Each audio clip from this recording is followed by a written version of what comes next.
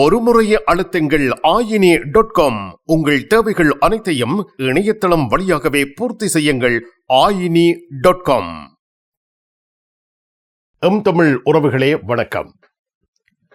தமிழ் காட்சி ஊடகத்தோடு தொடர்ச்சியாக இணைந்து வருகின்ற உங்கள் அனைவருக்கும் எமது மகிழ்ச்சிகரமான நன்றியை தெரிவித்துக் கொள்கின்றோம். தொடர்ச்சியாக இதுவரையில் நீங்கள் இணையாது இருந்தால் தயவு செய்து இப்பொழுதே சப்ஸ்கிரைப் செய்து கொள்ளுங்கள். அருகில் இருக்கின்ற பெல் பட்டனையும் அழுத்திக் கொள்ளுங்கள். மிக்க நன்றி.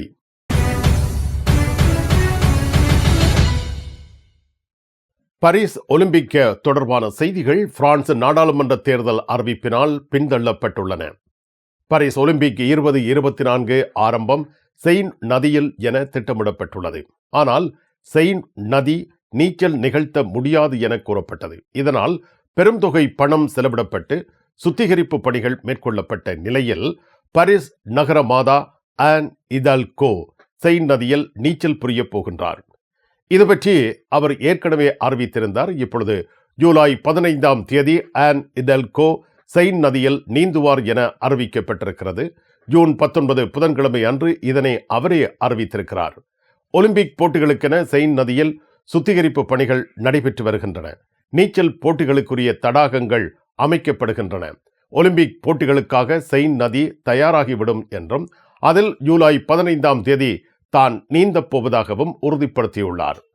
இதே போன்ற வாக்குறுதியை குடியரசுத் தலைவர் எமனுவல் மேக்ரோன் அவர்களும் கூறியிருந்தார் என்பது குறிப்பிடத்தக்கது. பிரான்ஸ் நாடாளுமன்ற தேர்தலில் போட்டியிடும் கட்சிகள் ஏட்டிக்கு போட்டியாக விடயங்களை முன்வைத்து வருகின்றன. ரசம்பிளுமோ நேஷனல் கட்சியின் திட்டத்தில் எதுவும் மிச்சமில்லை என்று பொருளாதாரத்துறை அமைச்சர் புரூனோ லூ மேர் உறுதியளித்துள்ளார்.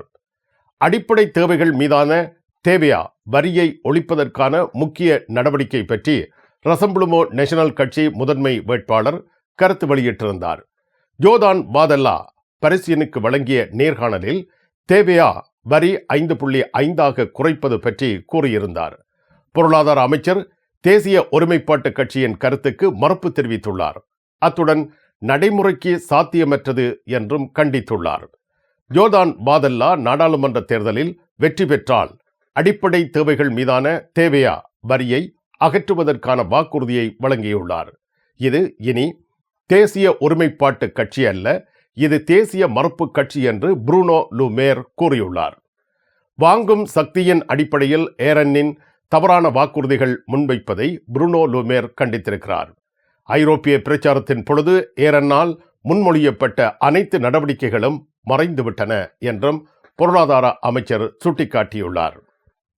தங்க நகைகளை வரியின்றி வாங்கிட வரவேற்கிறது லா ஷபெல் ஈசன் ஜுவல்லரி. சுற்றுலா பிரயாணிகளாக பிரான்ஸ் வரும் நீங்கள் வரியின்றி டாக்ஸ் ஃப்ரீயாக தேவையான அழகான தங்க நகைகளை கொள்முதல் செய்திட உங்களை வரவேற்கிறது ஈசன் ஜுவல்லரி, இலக்கம் 8 ரூகாய், பாரிஸ் 10, லா ஷபெல். பாரிஸ் புறநகரங்களில் அலிமெண்டேஷன் நிலையங்களை இயக்கும் வர்த்தகர்களே, உங்களுக்கு சிறப்பான பல சலுகைகளுடன் தேவையான அனைத்து பொருட்களையும் வழங்குகின்றார்கள் தனலட்சுமி டிஸ்ட்ரிபியூட்டர். உங்கள் கொள்முதல் மிக மலிவானது. அதிக லாபம் ஈட்டி உங்கள் வர்த்தக துறையை வளப்படுத்த எப்பொழுதும் கை கொடுக்கின்றார்கள் தனலட்சுமி டிஸ்ட்ரிபியூட்டர், லா குர்னோவ். உங்கள் விமான பயணம் இலகுவாகவும் சொகுசாகவும் அமைந்திட கிங்ஸ் டிராவல்ஸ். அனைத்து நாடுகளுக்கும் சுற்றுலா பயணங்கள், விடுமுறை பயணங்களை உங்கள் குடும்பத்துடன் இனிதே அமைத்திட கிங்ஸ் டிராவல்ஸ். பாரிஸ் லா ஷபெலில் கிங்ஸ் டிராவல்ஸ்.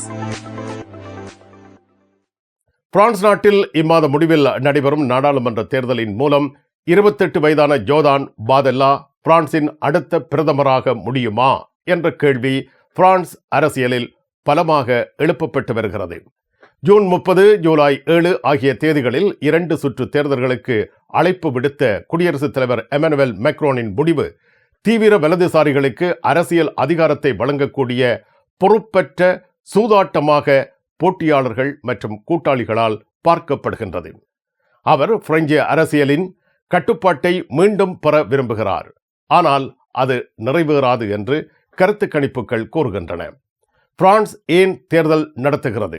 ஜோதா பாதல்லா, மரேன் லூ பென் ஆகியோரின் தீவிர வலதுசாரி தேசிய ஒருமைப்பாட்டு கட்சி ஐரோப்பிய தேர்தல்களில் எமனுவல் மேக்ரோனின் மறுமலர்ச்சி கூட்டணியை தோற்கடித்த 1 மணி நேரத்திற்கு பின்னர் பிரெஞ்சு குடியரசுத் தலைவர் எதுவும் நடக்காதது போல் செயல்பட முடியாது என்று தொலைக்காட்சி செவ்வியில் கூறியிருந்தார். தேசிய ஒருமைப்பாட்டு கட்சி 31.4% வாக்குகளை பெற்றது. மேக்ரோனின் மறுமலர்ச்சி கட்சி 14.6% வாக்குகளை பெற்றதில் தோல்வி கண்டது. தங்களை அடையாளம் காணாத பிரான்ஸ் மக்களும் அரசியல்வாதிகளும் ஒரு புதிய கூட்டணியை உருவாக்குவதற்கான நேரம் இது என்று அவர் கூறினார். தேசிய சட்டமன்ற தேர்தல் கடைசியாக ஜூன் 2022 நடைபெற்றதால் மேக்ரோ உடனடியாக நாடாளுமன்ற தேர்தலுக்கு அழைப்பு விடுக்க வேண்டிய அவசியம் இருந்திருக்கவில்லை. மேலும் 2027 ஆண்டு வரை எந்த வாக்கெடுப்பும் நடத்தப்பட வேண்டியதில்லை. ஆனால் மேக்ரோ பல மாதங்களாக தேர்தலை நடத்துவது பற்றி யோசித்துக் கொண்டிருந்தார். அதனால் பிரான்ஸ் ஜூலை 26 முதல் ஆகஸ்ட் 11 வரை பாரிஸ் ஒலிம்பிக்கு தயாராகி வருகின்றது. ஜூன் 2022 தேசிய சட்டமன்றத்தில் அறுதி பெரும்பான்மையை பெற தவறிய பின்னர் அவர் ஒரு தடை உடைக்க விரும்பியிருந்தார். சட்டங்களை இயற்றுவது ஒரு உண்மையான தலைவலியாக மாறிவிட்டது. கடுமையான குடியேற்ற விதிகளுக்கு தேசிய பேரணி ஆதரவு தேவைப்படும் பொழுது அவர் வாக்களிக்காமல் ஓய்வூதிய சீர்திருத்தங்களை செய்ய வேண்டியிருந்தது. ஜூன் 9 அன்று பிரெஞ்சு தொலைக்காட்சியில் மேக்ரோ பிரெஞ்சு மக்களுக்கு உரையாற்றினார் மற்றும் ஜூன் 9 அன்று நாடாளுமன்ற தேர்தலுக்கு அழைப்பு விடுத்தார். பிரான்ஸ் அமைதியாக நல்லிணக்கத்துடன் செயல்பட வேண்டுமானால் தெளிவான பெரும்பான்மை தேவை என்று மேக்ரோ வாதிடுகிறார். இதனால் அவர் பிரெஞ்சு அரசியலை கொந்தளிப்பில் விட்டுவிட்டார். அவரது மையவாத கூட்டணியான மறுமலர்ச்சி, ஹொரைசன்ஸ், மோடம் என்பன நலிவடைந்து 3வது இடத்தில் உள்ளது. மையவாத இடதுசாரிகளை ஈர்க்கும் அவரது நம்பிக்கை நிறுவப்பட்டது. சோசலிஸ்டுகள் இடதுபுறத்தில், பசுமைவாதிகள், LFE கம்யூனிஸ்டுகள் ஒரு புதிய மக்கள் முன்னணியை உருவாக்கியுள்ளனர். திடீர் தேர்தல் மூலம் மேக்ரோ பெரும் ஆபத்தை எதிர்கொள்கின்றார் என கருத்துக்கள் வெளியாகி வருகின்றன. ஜூன் 9 மேக்ரோனின் திடீர் தேர்தல் அறிவிப்பு போட்டியாளர்களை திகைக்க வைத்திருக்கிறது.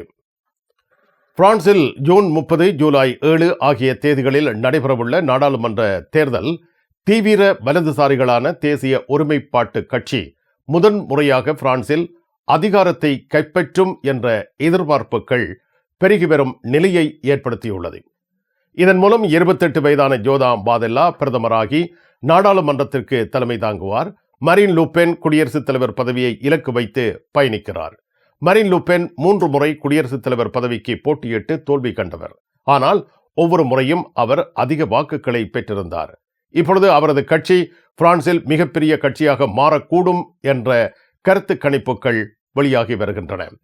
தேசிய சட்டமன்றத்தில் 577 இடங்கள் உள்ளன. இதில் 13 வெளிநாட்டு மாவட்டங்கள் மற்றும் வெளிநாட்டில் உள்ள பிரெஞ்சு வெளிநாட்டினரை பிரதிநிதித்துவப்படுத்தும் 11 தொகுதிகளும் உள்ளடக்கப்பட்டுள்ளன. அறுதி பெரும்பான்மைக்கு ஒரு கட்சிக்கு 289 இடங்கள் தேவை. மேக்ரோன் கூட்டணி தற்பொழுது சட்டமன்றத்தில் 250 இடங்களை மட்டுமே கொண்டிருக்கிறது. அறுதி பெரும்பான்மை இல்லாத நிலையில் ஒரு சட்டத்தை இயற்ற ஒவ்வொரு முறையும் மற்ற கட்சிகளின் ஆதரவை பெற வேண்டி இருக்கின்ற நிலை தொடர்ந்து கொண்டிருக்கின்றது.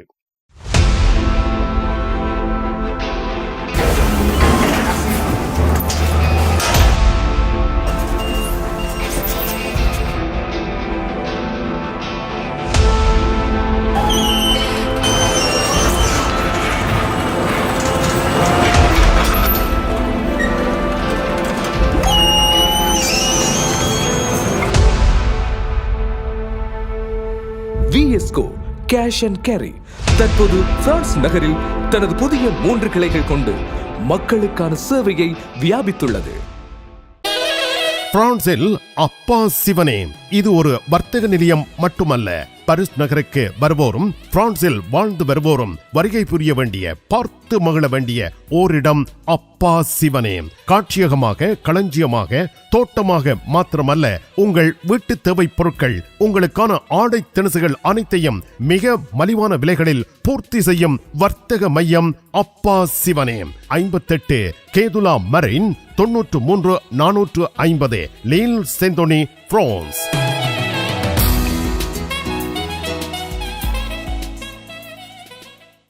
உங்கள் சாரி பிளவுஸை அழகாக தைத்து தருவதில் கை தேர்ந்தவர்கள் லா ஷபெல் துதி டெய்லரிங். இன்றைய நவீன ரக புடவைகளில் இணைக்கப்பட்டிருக்கும் சட்டைக்குரிய பகுதியை அழகான சட்டையாக தருகிறார்கள். அத்துடன் உங்களுக்கான அனைத்து தையல் தேவைகளுக்கும் லா ஷபெலில் உங்கள் நம்பிக்கைக்குரியவர்கள் துதி டெய்லரிங், லா ஷபெல். சைவ உணவு பிரியர்களே, பாரிஸ் கார்துனோர் லா ஷபெலில் உங்களை அன்புடன் வரவேற்க காத்திருக்கிறது சென்னை தோசா. தமிழகத்தில் மணக்கும் அறுசுவையை பாரிஸிலும் அனுபவித்து மகிழ கார்துனோர் சென்னை தோசாவுக்கு வாருங்கள். அனைத்து சைவ உணவு வகைகளையும் குடும்பத்துடன் குதூகலித்து ரசித்து ருசித்து உண்ணலாம். சுத்தமும் சுகாதாரமும் நிறைந்த சூழல், அன்புடன் பரிமாறும் பணியாளர்கள். Paris 10 La Chapelle Gare du Nord rue du Faubourg Saint Denis 168ஆம் இலக்கத்தில் சென்னை தோசா, அறுசுவையின் மறுபெயர். பிரான்ஸ் நாடாளுமன்ற தேர்தல் 2024 நாட்டின் பிரதமரை தேர்ந்தெடுக்கும் தேர்தலாக மாற்றம் பெறுகின்றது. 34 வயதா 28 வயதா என்ற போட்டி இந்த தேர்தலில் முன்னிலை பெற்றுள்ளது. சட்டமன்ற தேர்தல் 2024 முதல் சுற்றில் தன்னை பிரதமராக தேர்ந்தெடுக்குமாறு பிரெஞ்சு மக்களிடம் கேப்ரியல் அத்தால் வேண்டுகோள் விடுத்துள்ளார். குடியரசு தலைவரின் முகாமின் வேலை திட்டத்தை முன்வைப்பதற்காக பிரதமர் ஊடகவியலாளர் சந்திப்பொன்றை ஜூன் 20 வியாழக்கிழமை அன்று நடத்தியிருந்தார். பாரிஸில் உள்ள மறுமலர்ச்சி பிரச்சார தலைமையகத்தில் கேப்ரியல் அத்தால் இந்த செய்தியாளர் சந்திப்பை நடத்தினார். 25 ஆண்டுகளுக்கு பின்னர் பிரெஞ்சுக்காரர்கள் பிரதமரை தேர்ந்தெடுப்பது இதுவே முதல் முறை. ஜூன் 30 ஞாயிற்றுக்கிழமை சட்டமன்ற தேர்தலின் முதல் சுற்றில் தன்னை அரசாங்க தலைவராக தேர்வு செய்யுமாறு பிரெஞ்சுக்காரர்களுக்கு கேப்ரியல் அத்தால் வேண்டுகோள் விடுத்துள்ளார். சட்டமன்ற தேர்தல்கள் 2024 யூத விரோதத்தை எதிர்கொள்ளும் வகையில் தடைகளை அமைக்க அரசியல் தலைவர்களை கேப்ரியல் அத்தால் வலியுறுத்தியுள்ளார். ஜனவரி 9 அன்று குடியரசுத் தலைவர் தன்னை பிரதமராக நியமித்தார் என கூறிய அத்தால் பிரெஞ்சுக்காரர்கள் தன்னை தேர்ந்தெடுக்க வேண்டும் என்று விரும்புவதாக கூறியுள்ளார். குடியரசுத் தலைவர் முகாமுக்கான சட்டமன்ற பிரச்சாரத்தை வழிநடத்தும் பிரதமர் கேப்ரியல் அத்தால் இதனை தெரிவித்துள்ளார். முதல் சுற்றில் உங்கள் வாக்குகளை சிதறடிக்காதீர்கள் என்றும் அவர் மக்களிடம் பணிவாக வேண்டுகோள் விடுத்துள்ளார். ஆன்சாம்பிள் ஃபோலா ரிபப்ளிக் என்ற பதாகையின் கீழ் தனது முகாம் இயங்கி வருவதையும், தீவிரங்களை எதிர்கொள்வதற்கு முதல் சுற்றில் கிடைக்க பயனுள்ள வாக்கு என்பதையும் நினைவு கூர்ந்தார். தேர்தல் முடிவு எதுவாக இருந்தாலும் 2027 வரை எமனுவல் மேக்ரோன் அவர்களே குடியரசுத் தலைவராக இருப்பார் என்பதையும் அவர் நினைவூட்டியிருக்கிறார். 12 வயது யூத சிறுமி பாலியல் பலாத்காரம் செய்யப்பட்டதை கண்டித்து பிரான்ஸ் முழுவதும் நூற்றுக்கணக்கானோர் போராட்டம் நடத்தியுள்ளனர். நாட்டையே அதிர்ச்சிக்குள்ளாக்கிய தாக்குதலுக்கு எதிராக பாரிஸ் மற்றும் லியோன் ஆகிய இடங்களில் ஆர்ப்பாட்டங்கள் நடத்தப்பட்டுள்ளன. கடந்த வார இறுதியில் நாட்டையே அதிர்ச்சிக்குள்ளாக்கிய 12 வயது சிறுமி பாலியல் வன்கொடுமைக்கு ஆளானதை அடுத்து யூத வெறுப்புக்கு எதிராக நூற்றுக்கணக்கான மக்கள் புதன்கிழமை பாரிஸில் கூடி ஆர்ப்பாட்டம் நடத்தியுள்ளனர். பிரெஞ்சு தலைநகரில் பேரணியானது கொலெக்டிவ் நூ விவோ என்ற அமைப்பினால் ஏற்பாடு செய்யப்பட்டது. இது இஸ்ரேல் ஹமாஸின் அக்டோபர் 7 படுகொலை மற்றும் ஐரோப்பாவில் யூத எதிர்ப்பு அலையை தொடர்ந்து நிறுவப்பட்டது. இந்த ஆண்டு பாலியல் பலாத்காரம் என்பது யூதர்களுக்கு விரோதமான தொடர்ச்சியான செயல்பாடுகளாக உள்ளன. குறிப்பாக பொறுப்பேற்ற அரசியல் அறிவிப்புகளால் தூண்டப்படுகிறது என்று தன்னார்வ தொண்டு நிறுவனம் தெரிவித்துள்ளது. பாரிஸ் லா ஷபெலில் உங்களை வரவேற்கிறது யாழ் மலர்கள் பூக்கடை. உங்கள் வீட்டு தோட்டத்திற்கு வேண்டிய பூஞ்செடிகள், பல வகையான மரக்கறி கன்றுகள், மூலிகை செடிகள் யாவற்றையும் தேர்ந்தெடுத்துக் கொள்ள யாழ் மலர்கள். மல்லிகை பூக்கள், கல்யாண மாலைகள் எப்பொழுதும் பெற்றுக்கொள்ள வருகை தாருங்கள் யாழ் மலர்கள் பூக்கடை. இலக்கம் 66 Rue Louis Blanc, Paris 10 La Chapelle. நிழல் படங்கள் நினைத்தபடி எடுத்திட ஜேபி போட்டோ பாலா. உங்கள் மங்கள வைபவங்கள் அனைத்தையும் அழகாக நிழல் படங்கள் பிடித்து அதனை ஆல்பமாக தயாரித்து குறைந்த கட்டணத்தில் வழங்குகின்றார்கள் JP photo Bala. 87 rue de Clignancourt, Paris 18, metro Marcadet Poissonniers அல்லது ஜூல்ஸ் யாஃப்ராம். மோகன் ஜுவல்லரி மார்ட்டில் நீங்கள் தெரிவு செய்த நகைக்கான பணத்தை ஒரே முறையிலும் செலுத்தலாம், அல்லது 3 முறையாக, அல்லது 4 முறையாக, அல்லது 10 முறையாக, அல்லது 12 முறையாகவும் கூட நீங்கள் பணத்தை செலுத்தலாம். மோகன் jewellery mall 201 Rue du Faubourg Saint-Denis, Paris 10. மோகன் ஜுவல்லரி மால். உங்கள் இல்லங்களில் உடனடியாக தயார் செய்வதற்கு ஏற்ற சிற்றுண்டிகள், திடீர் உணவு வகைகள் தரமாக விநியோகம் செய்வோர் ஓஷன் இந்தியன். ரொட்டி, பரோட்டா, இடியப்பம், இட்லி என்பவற்றோடு இனிப்பு பண்டங்கள், லட்டு, அல்வா என அனைத்தும் கிடைக்கின்றன. ஃப்ரோசன் ஃபுட் வகைகளை உரிய முறையில் குளிர்சாதன பெட்டிகளில் பேணி உங்களுக்கு விநியோகம் செய்வோர். தரம், மலிவு இரண்டும் ஓரிடத்தில். Ocean Indian. 195 Rue du Faubourg Saint-Denis, Paris 10.